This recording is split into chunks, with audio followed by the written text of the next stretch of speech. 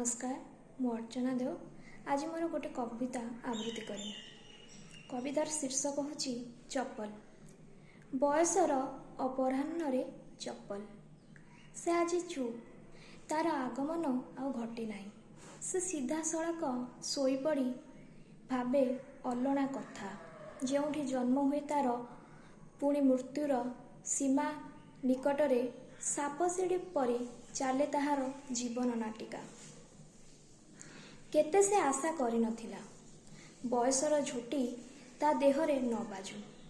से एमिति चली थाउ असरंती पथ दे समय गड़ी चालू हेले बयस स्थिर सबुजिमा रहू। तर भावना सबु अवास्तव यह कौन केबे संभव नुहे ना। से बहुत भावे कथा को भाभी भाभी हसी हसी गड़ी पड़े। से चले बहु कंटा बुदा दे चाली चाली घुसुरी घुसुरी छटपट हुए। पथरे देहर जंत्रणा अनुभव करी आगु आगु बढ़े। कंचा बयसर समय आस्ते आस्ते सरी सरी जाए।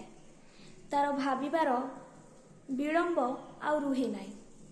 मोर शेष समय खूब निकटरे फिता परे मु भी घोरी घोरी दिने निश्चल होई पड़िबी अड़िया गदारे।